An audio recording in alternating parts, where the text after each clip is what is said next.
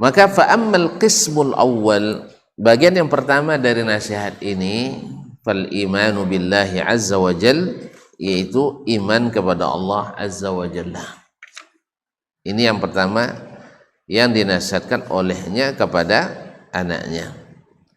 Ma'asyiral kiram dirahmati Allah, bagian pertama itu bagian syariat, yaitu al-imanu billahi azza wa jalla wa malaikatihi wa kutubihi wa rusulihi, yaitu beriman kepada Allah azza wa jalla, beriman pada malaikatnya, pada kitab-kitabnya dan rasul-rasulnya, wat tasdiqu bi syara'ihi, dan membenarkan seluruh syariatnya.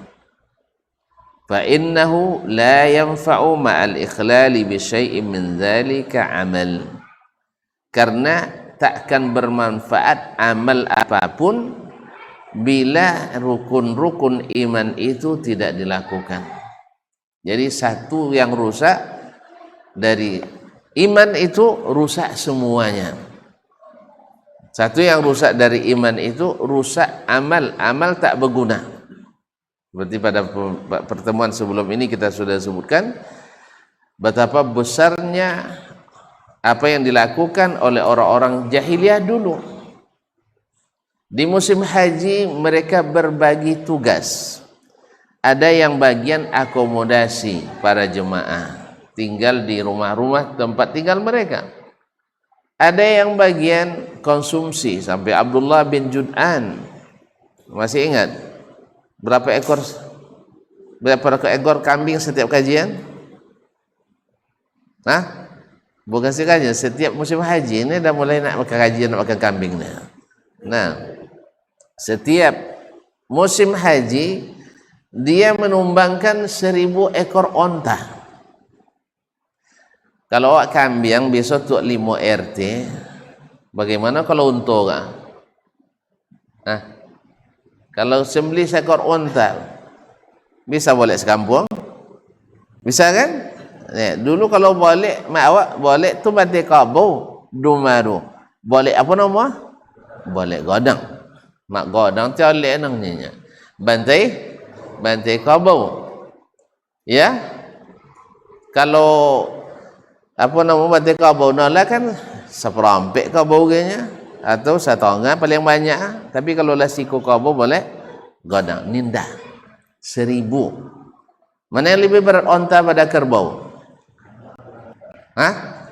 Berat onta. Mana bagak kabau pada onta? Hah? Bagak boleh? Bagaklah unta lah. Nah, kaum muslimin muslimat dirahmati Allah. Onta bisa tidak minum berhari-hari. Kalau kabau ti air ngunyah tawi.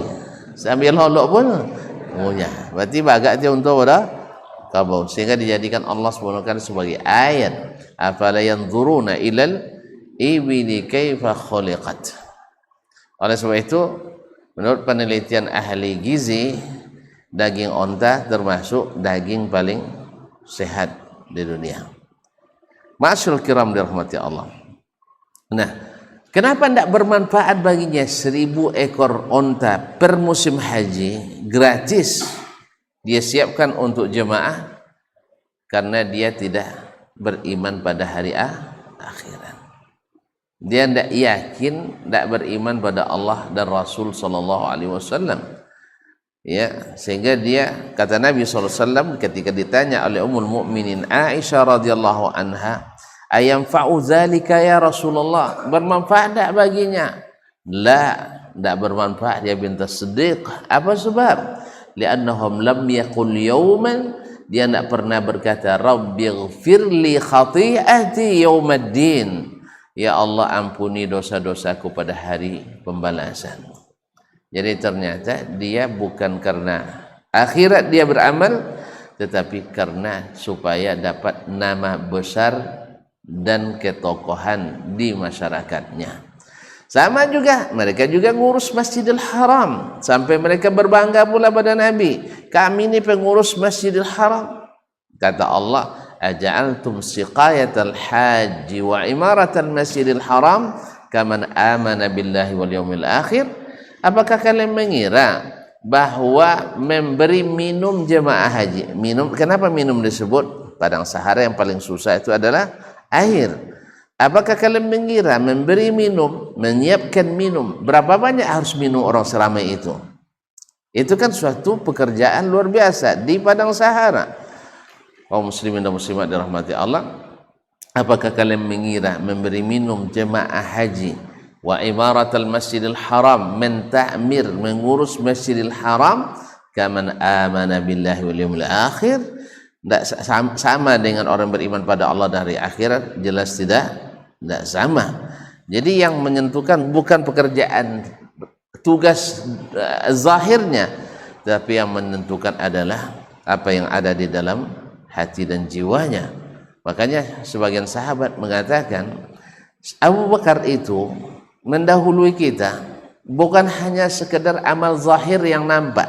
Mungkin sebagian sahabat lebih hebat daripada Abu Bakar dari sisi amalia zahirnya di sebagian sisi, tetapi ma waqara fi qalbihi minal iman, apa yang bersarang dalam hatinya dari kekuatan iman yang tak pernah goyang.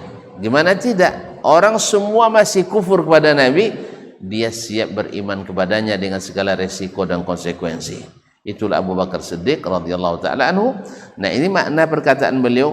Yang pertama yang harus kalian jaga, iman billah, iman pada Allah, wa bi malaikatihi, wa bi kutubihi wa rusulih. Sebab kalau rusak, tidak kalian sempurnakan iman ini dengan cara yang sebenarnya, amal apapun yang kalian kerjakan tak bermanfaat. Ma'al ikhlali bi syai'in min zalik. Oleh sebab itu makanya pelajaran iman, pelajaran tauhid memang tak bisa kita tinggalkan sepanjang napas masih kita hembuskan. Maka pelajaran ini harus selalu kita hidupkan. Maka Nabi SAW selalu menghubungkan antara pelajaran yang berkaitan dengan amal keseharian dengan keyakinan kepada Allah Tabaraka wa Ta'ala. Awal dakwahnya tauhid, akhir dakwah dan pesannya serta wasiatnya adalah menjaga tauhid. Sebab itu kajian kita harus selalu dibangun di atas asas yang kuat, yaitu asas tauhid. Wallahu musta'an. Baik. Masuk waktu? Baik, silakan. Azan dulu. Atau sudah langsung saya? Alhamdulillah ada. Nah, awal Hasan, kalau beliau sudah. Nah.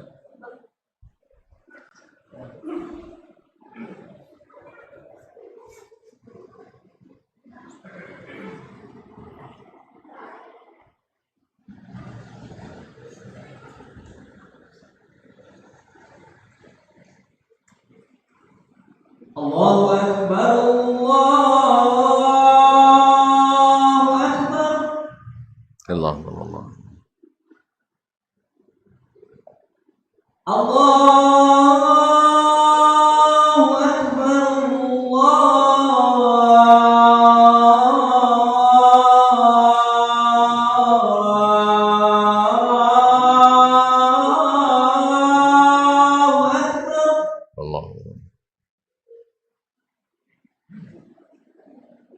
Asyhadu an la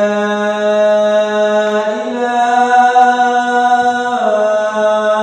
illallah.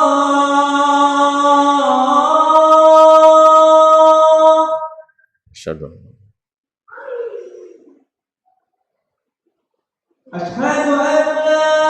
la ilaha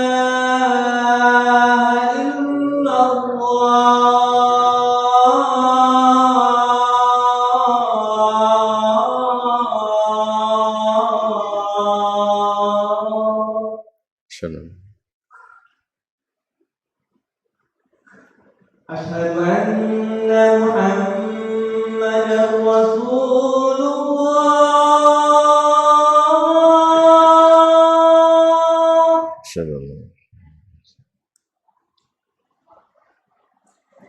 Asyhadu anna Muhammadar Rasulullah.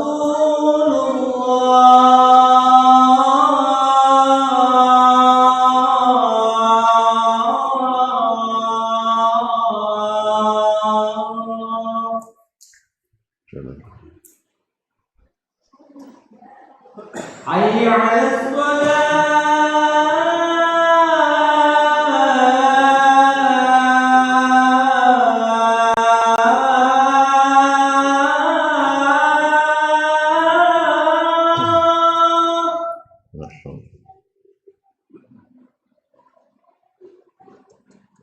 حي على الصلاة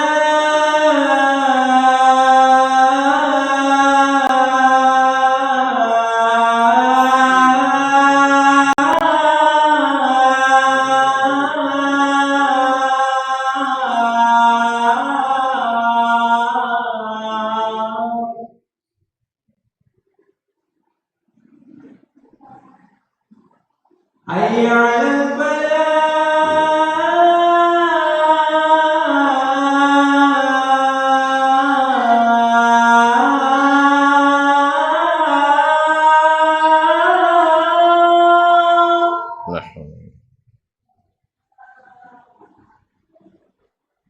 حي على الفلاح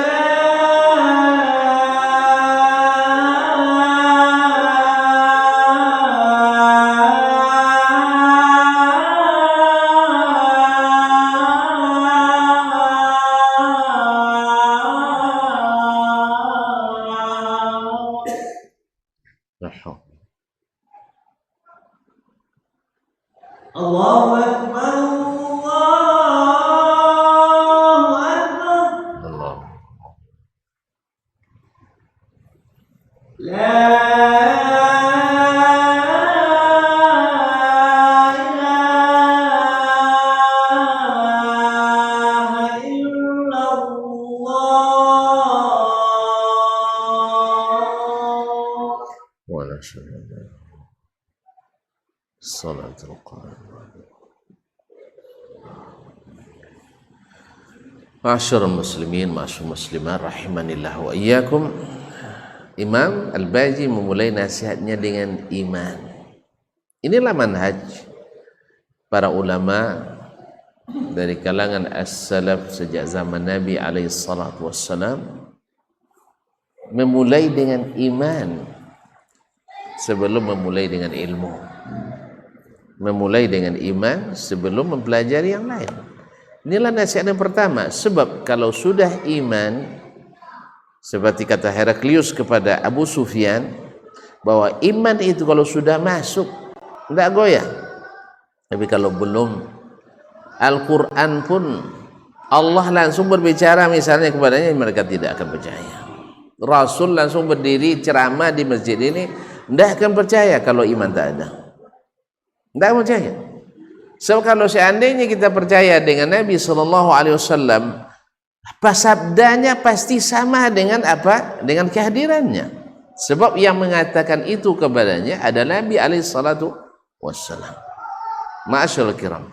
Oleh itu, maka beliau memulai dengan imanu billah, sehingga apapun yang datang dari Allah baginya mudah untuk diterima. Apapun perintah yang datang dari Allah mudah baginya untuk diikuti. Larangan apapun yang Allah berikan kepadanya mudah untuk dihindari. Demikian pula yang datang dari Nabi SAW. Oleh sebab itu maka beliau memulai dengan al-iman. Kemudian beliau mengatakan wattamassuku bi kitabillahi ta'ala. Wattamassuku bi kitabillahi ta'ala jaddu. Yang kedua adalah tamassuk, berpegang teguh dengan kitabullah. Berpegang teguh dengan kitabullah, apa maknanya? Jangan dilepas. Jangan dilepas karena mengikuti pemikiran-pemikiran dan perasaan. Al-Quranul Karim adalah kalimatun fasl, kalimat yang memutuskan segala perselisihan, memutuskan segala perdebatan. Wal muthabara ala tahaffudhihi wa tilawatihi, dan bersungguh-sungguh menghafalkannya, membacanya, menghafal dan membacanya. Wal muwadhaba ala tafakkuri fi ma'anihi wa ayatihi, dan bersungguh-sungguh pula senantiasa bertafakkur, memahami makna-maknanya dan makna ayatnya. Walimtithalu liawamirih, menjunjung tinggi perintah-perintahnya, walintihau an nawahihi wazawajirih, dan meninggalkan larangan serta tegahnya. Ruwiya an Nabi sallallahu alaihi wasallam, diriwayatkan dari Nabi sallallahu alaihi wasallam annahu qala, bahwa beliau bersabda, qad taraktu fikum ma in tamassaktum bihi lan tadhillu ba'di. Aku tinggalkan pada kalian sesuatu setelahku yang bila kalian berpegang teguh dengannya, kalian tak akan pernah sesat setelahku, tak akan pernah tersesat setelahku. Kitabullah wa sunnati, kitabullah ta'ala wa sunnati, kitabullah dan sunnahku. Addu 'alaiha bin nawajiz, addu 'alaiha bin nawajiz, gigit dengan gigit geram kalian. Kaum muslimin dan muslimat dirahmati Allah, ini perintah dari Nabi sallallahu alaihi wasallam dan jaminan bila berpegang teguh dengan Al-Qur'anul Karim dan sunnah Nabi sallallahu alaihi wasallam, kita tak akan tersesat. Nah, kalau kita tak tersesat, kita tak akan berpisah jalan. Kalau kita tak berpisah jalan, kita tak akan terlibat perdebatan. Oleh sebab itu, Nabi gandengkan antara yang menyatukan dengan yang memecahkan barisan. Apa yang menyatukan?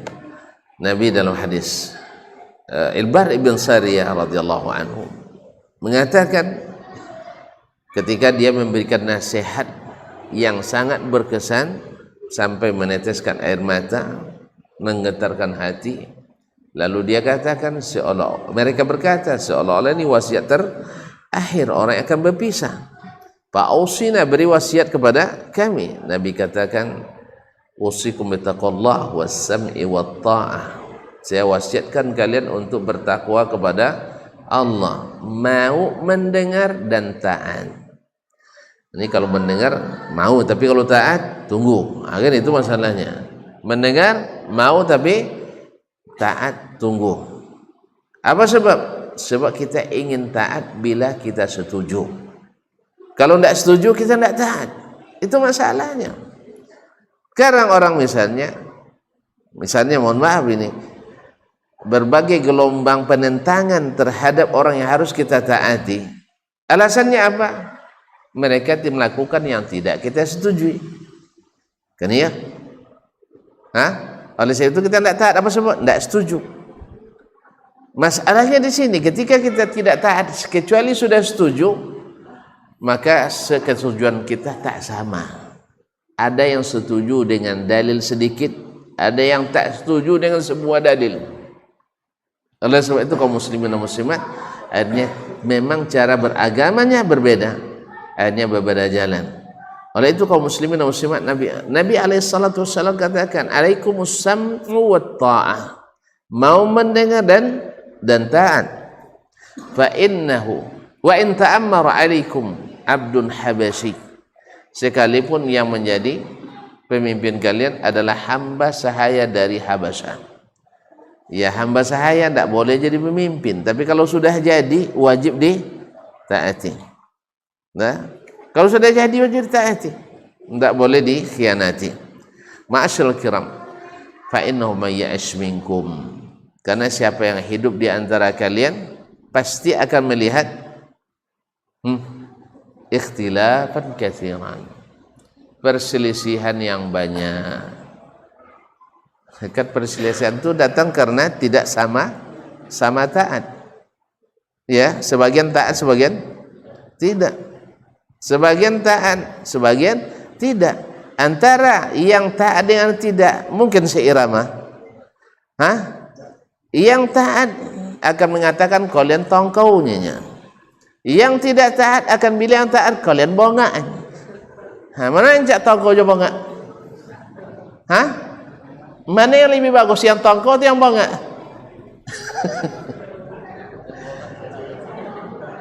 Jadi tidak akan ketemu antara tongkol dengan uangnya. Oleh sebab itu kaum muslim, iya katanya disuruh kalian macam itu, amu je kalian. Disuruh macam ni, amu je kalian. Pikir sekenek. Kan gitu, pikirkan dulu baru taat. Kalau tidak sesuai jangan taati. Ikhwani kaum muslimin dan muslimat yang dirahmati Allah. Akhirnya apa?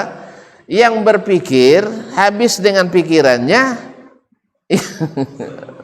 Akhirnya tidak satu pun kita akan bersama seia dan sekata. Makanya Nabi awali dengan ittaqullah, bertakwa pada Allah, wasam'i wa ta'ah, mau mendengar dan taat. Jelas? 6. Apa sebab? Sebab kalau tidak sama-sama taat, fa inna may yas'i minkum fasara ikhtilafan katsiran. Dulu sekarang di saat saya masih hidup, ya kalian akan seirama semuanya. Apa sebab? Yang beriman pada saya tidak boleh melawan, sah? Sebab akan langsung diputuskan yang menentang Nabi, namanya non muslim. Non muslim Nabi. Tuan takut. Kita bicara tentang zaman Nabi, tidak zaman ini lah. Zaman Nabi namanya apa? Tidak boleh bilang kafir. Dalam surah Al-Kafirun. Tidak boleh kafir katanya. Lakum dinukum waliyadin, di surah apa? Surah Al-Kafir. Rupanya dia nama suratnya. Allah musta'an. Kaum muslimin dan muslimat dirahmati Allah. Di zaman Nabi, diperintah Nabi menentang dia, mungkin masuk golongan kafir, munafikin, atau orang durhaka pada Nabi SAW.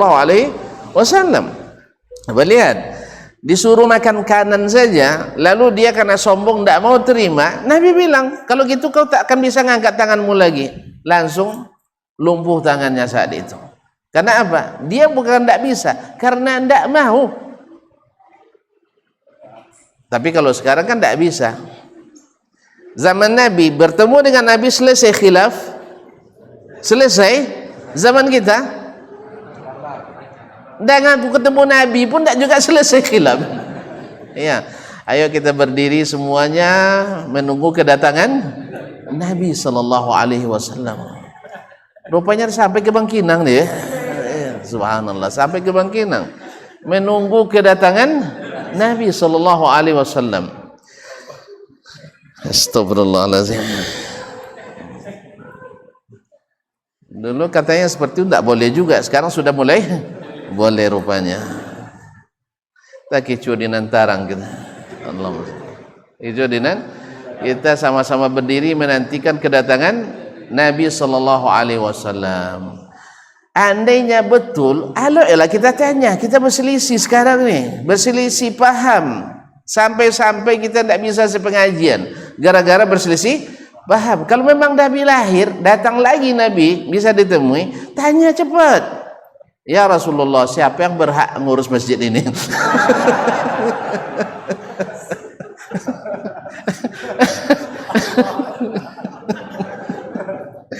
Iya memang, kalau bisa Nabi hadir.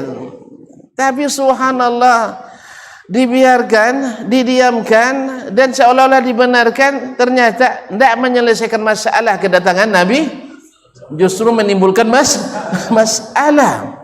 Walaupun bilang tak masalah, tapi menimbulkan masalah. Nah gimana? Dia mana pandai menghadirkan Nabi lah. Tentu kalau pandai tolonglah tonyong. Ya Rasulullah, bah bocor. Iya, biar selesai kita. Biar selesai. Ternyata tidak, kaum muslimin dan muslimat dirahmati Allah SWT. Oleh itu, makanya Nabi tidak hadir sekarang. Sebab kalau hadir dia, sempat tuan-tuan kalau dia buat keputusan ini, begini keputusannya, ingkar kalian apa namanya?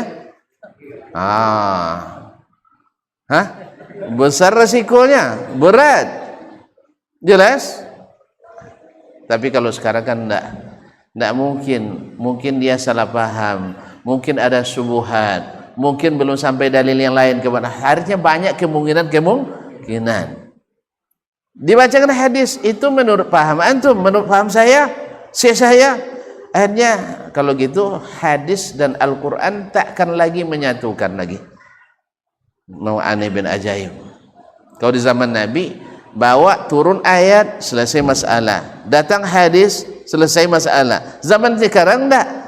ayat sudah terkumpul dalam Al-Quran semuanya. Bacakan, oh enggak itu makna dah. Tapi nya Nabi ke makna, zaman Nabi itu makna zaman kini. Kenapa jangan bahasa Arab zaman Nabi berubah di zaman kita? Sebenarnya masalahnya bukan pada makna bahasa Arab, bukan tafsiran Nabi yang masalah. Kita yang salah memahami tafsir Nabi SAW atau sengaja tidak menerimanya. Tapi tentu saja kita karena Nabi tidak hadir, ya Nabi kan tidak bisa klarifikasi sekarang sebab dia sudah meninggal. Ya, walaupun orang micing-micing merem-merem katanya Nabi dah datang berdiri bersama-sama menyambut kedatangan Nabi SAW, tetap saja tidak menyelesaikan masalah, tapi justru nambah masalah baru. Allahumma musta'an. Jadi Nabi telanjutkan, fa inna may ya'ish minkum fasayara ikhtilafan katsiran, akan terjadi perselisihan yang banyak. Apa sebabnya? Karena tidak sam' wa ta'ah. Yang kedua adalah bagaimana solusinya? Nabi alaihissalam jelas. Nah, menurut saya jelas sekali, menurut tuan-tuan saya tidak tahu ini. Alaikum bisunnati. Ya, kalau di saat ikhtilaf itu pegang teguh sunnahku, tamassaku biha, pegang teguh, addu 'alaiha bin nawajiz, gigit dengan gigi geraham.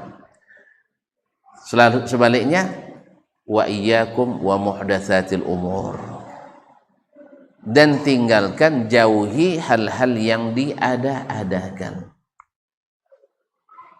Jelas ya, karena yang diada-adakan itulah yang mengadakan masalah itu.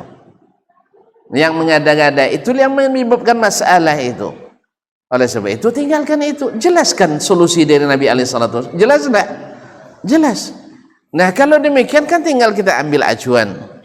Misalnya ini bulan apa ini? Lewat Rabiul Awal. Rabiul Akhir. Rabiul Akhir. Dah. Rabiul Akhir pernah enggak ada di zaman Nabi? Enggak, zaman Nabi ada bulan Rabiul Akhir tu enggak? Atau jangan sudah latih 3 boleh enggak tahu orang? Ada enggak Rabiul Akhir? Ada. Ada. Alhamdulillah kita tengok aja, buka jejak digitalnya Nabi di bulan Rabiul Akhir. Alhamdulillah ketemu semuanya. Salatnya, puasanya, amaliyahnya, semuanya. Ternyata yang kita perselisihkan itu, menyebabkan kita berselisih itu enggak ada di zaman Nabi SAW. Jelas? Berarti sudah mulai masuk catatan. Kalau di dewan kasih bintang. Kalau di dewan bintang tu tak naik pangkat dulu. Tondo tak disetujui tu, dibiasi bintang. Jelas? Rupanya bintang ke sikau makasihnya apa nama nang kunang mata nengok orang. Panjang. Jadi bintang panjang, tak bintang naik pangkat dah. Jadi kalau banyak bintang, banyak masalah di anggaran. Jadi kaum muslimin dan muslimat kasih bintang, ini masalah. Dicari lagi sumber masalahnya dari mana? Atau jangan-jangan ada dalil yang menguatkannya? Tentu dalil kan Al-Quran, hadis. Al-Quran ditafsirkan oleh hadis Nabi SAW. Nabi, ada orang menafsirkan Al-Quran dengan tafsiran yang tak ada dalam hadis tafsirannya, dan tidak ada tafsirannya dalam ijma' sahabat Nabi SAW. Berarti kita kasih lagi bintang, berarti tafsiran ini ada masalah juga. Jelas? Ibaratnya tidak ada payung hukumnya ini, tidak ada payung hukumnya, dilakukan juga namanya tindakan melawan hukum. Tindakan melawan hukum atau ilegal, tidak ada legalitasnya, lalu dilakukan juga. Tentu akan ada gugatan tentu yang paham hukum, ya. Kemudian masyarakat yang mendukungnya. Nanti yang melanggar juga punya para mana yang banyak? Yang melanggar biasa banyak pendukung. Yang illegal lodging yang banyak atau yang legal lodging? Kaum muslimin dan muslimat dirahmati Allah. Biasanya pelanggar juga sudah menyiapkan perangkat-perangkatnya untuk menghadapi kaum penegak hukum. Dan tidak jarang penegak hukum harus menyerah. Iya. Kodok penegak hukum menyerah. Dan saya nyobuin. Iya, saya bicara dalam konteks agama ini, bukan konteks apa enggak. Jadi banyak penegak hukum kadang menyerah dengan berbagai tekanan sosial, tekanan politik, tekanan keamanan, apalagi tekanan doa. Tahu doa? Tidak tahu tuan-tuan. Ada kepanjangan baru doa sekarang, dorongan amplop. Tidak pernah dengar ya? Tuan-tuan nonton TV tapi tidak ada yang dapat. Ada kepanjangan baru saya baca. Ini gara-gara kasus yang lama ini tidak selesai ini. Jadi banyak istilah-istilah baru. Siapa? Allah musta'an. Sampai Allah musta'an. Jadi kaum muslimin dan muslimat dirahmati Allah SWT. Jadi Nabi katakan masalahnya tadi ada pada mengada-ngada. Oleh sebab itu Nabi suruh meninggalkan yang diada-adakan dan mengikuti yang sudah ada. Yaitu sunnah Nabi SAW, baik terimplementasikan dalam qauliyahnya, fi'liyahnya atau takrirnya, dan jauhi yang diada-adakan. Karena fa inna kulla muhdatsatin, ini yang masalah lagi nah. Kulla muhdatsatin, ini yang berat mengucapkannya. Fa inna kulla muhdatsatin bid'ah wa kulla bid'atin hasanah. Wa kulla bid'atin hasanah. Tidak ada, semuanya bid'ah hasanah memang. Coba tanya ke saudara-saudara kita yang mengatakan bid'ah hasanah, apa bid'ah dhalalah? Pasti bilangnya salat subuh 3 rakaat, salat zuhur 5 kan. Ada menurut tuan-tuan mungkin orang melakukan salat subuh 3 rakaat? Tidak akan pernah terjadi. Apa? Kecuali terlupa. Tidak akan ada orang yang salat subuh 3. Tidak ada. Tidak akan ada. Makanya tidak ada bid'ah kecuali fa inna kulla bid'atin hasanah wa kulla hasanatin, tidak mungkin finnar, mesti fil jannah. Iya, awak tentu mendengar surga lebih senang daripada dengar neraka. Jadi masyarakat ini terus terang sawik nuako ye bongi awak, tapi sawik sorogoh ikutnya ustaz. Ikutnya ustaz. Sawik haram bongi, sawik halal ini baru ustaz. Makanya kalau buat institut halal, buat institut halal haram tu kan, betul penting kan haram tu kalau tidak apa ya kalau legalitasnya. Jadi namanya institut halal. Padahal tujuan membezong yang halal dan yang haram, tapi halal berbuat. Apa sebab kebuat haram tidak temu doang dah. Demikian juga kalau bid'ah mesti hasanah, kalau tidak sawit dalalah bangi wang. Jadi itu yang mau kasih tadi. Terpaksa penegak hukum kadang-kadang menyerah karena tekanan tadi. So kalau iya, doa itu kan silahul mukmin. Doa itu senjata orang beriman. Kalau sudah ditekan dengan doa, itu memang payah. Ditekan dengan doa. Siapa yang buat istilah itu? Yang tahu saya kasih hadiah. Nah, kaum muslimin dan muslimat dirahmati Allah. Kabarnya siapa nih? Pengacara siapa nih? Kamarudin. Doa dorongan amplop katanya, Allah musta'an.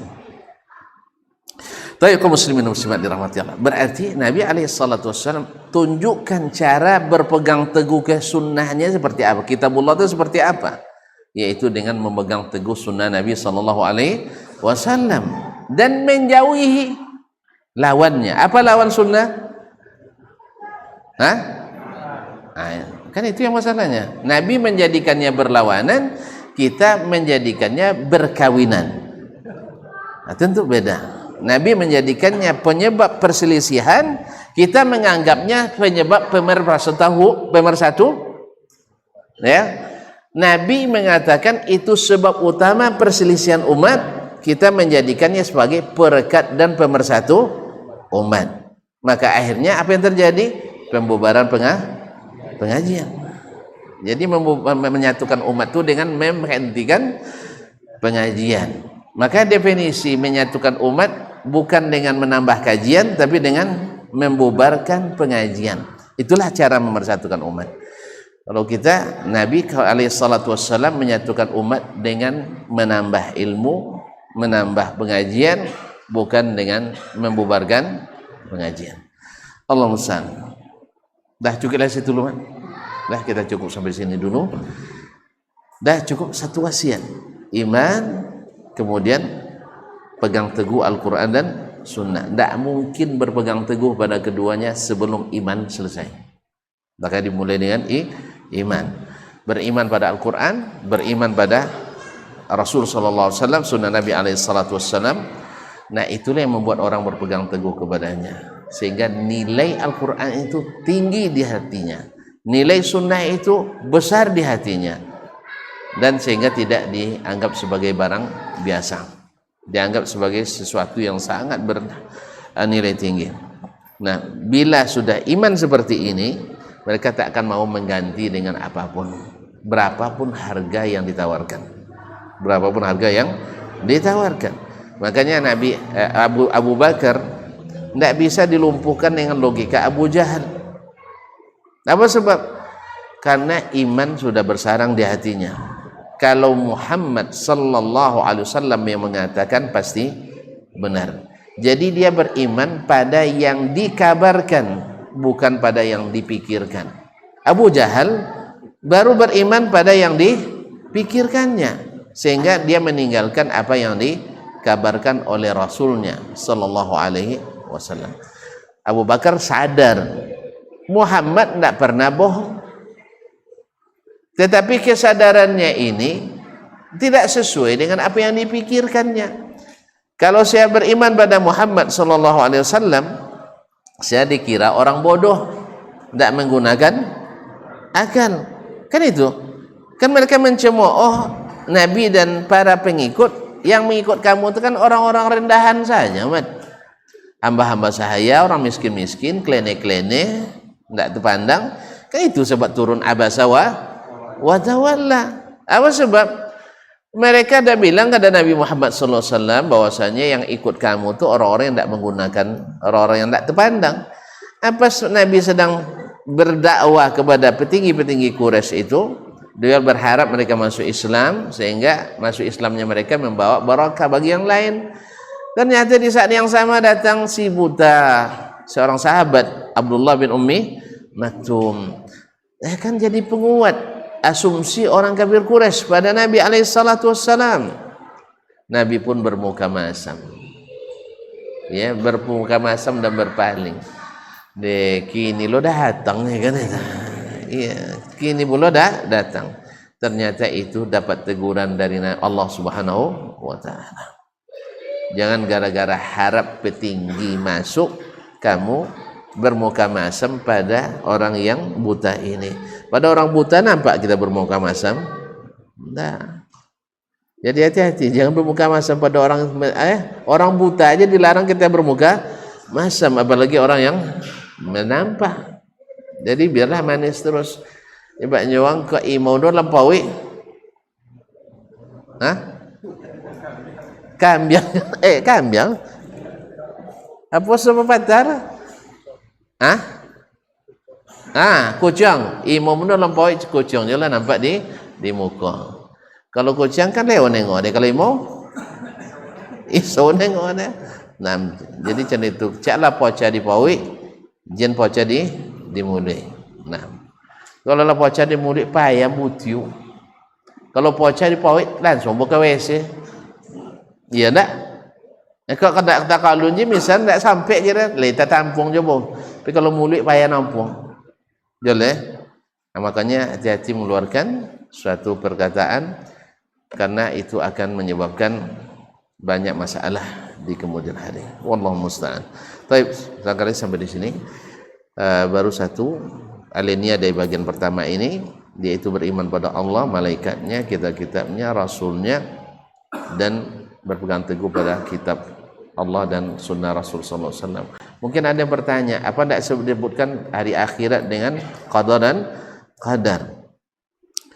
Ma'asyur kiram di semua, beliau tidak sedang membentangkan rukun iman sekarang. Tapi kalau beriman pada Allah, beriman pada kitabnya, beriman pada malaikat, mesti beriman pada hari akhirat. Karena apa? Hari akhirat itu datang beritanya dari Allah melalui malaikat, melalui kitab, melalui rasul. Qadar juga seperti itu. Datang dalam kitab Allah, datang dalam wahyu yang dibawakan oleh malaikat dan dituliskan dalam kitab dan disampaikan, dijelaskan oleh Rasulullah sallallahu alaihi wasallam. Jadi beliau bukan sedang merunut rukun-rukun iman, tapi beliau sampai seperti di mukadimahnya dia bilang, saya sebutkan yang wajib kalian ketahui untuk menjadi jembatan mengetahui yang di belakangnya. Yang di belakangnya. Karena namanya wasiat kan tidak bisa panjang-panjang. Kalau bahasa panjang nanti tidak terbaca wasiat tu, tidak terlaksanakan. Maka dia sebutkan yang pokok-pokok. Wallahu taala alam wa sallallahu ala nabiyyina Muhammadin wasallam. Terima kasih dan mohon maaf. Sampai jumpa kembali insyaallah di lain. Pekan depan masih ada? Hari apa? Ahad lagi? Copet mana nak buat? Apa? Bongi terlambat kau ni hilangnya lah boleh lihatnya. Baik, semoga tak terlambat lagi Mas ya. Nah, ini mohon maaf sekali karena tadi ya tidak perlu sabun lah ya, tentunya hujannya. Nah, ada tadi urusan ya, pokoknya ada urusan. Nah, maafkan aja lah. Ya, karena takut datang sore. Baik, subhanakallah bihamdik. Asyhadu an la ilaha illa anta astaghfiruka wa atubu ilaik. Wassalamualaikum warahmatullahi wabarakatuh.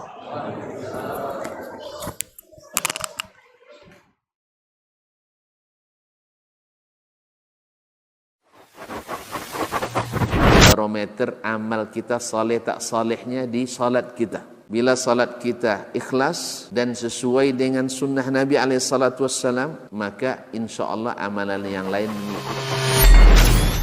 Ini aktivitas ini membantu saya di akhirat atau akan menyulitkan saya di akhirat.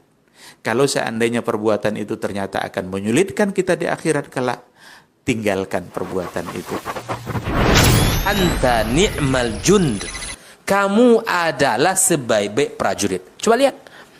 Kamu adalah sebaik-baik prajurit. Maka tujuannya adalah menghancurkan kehidupan rumah tangga.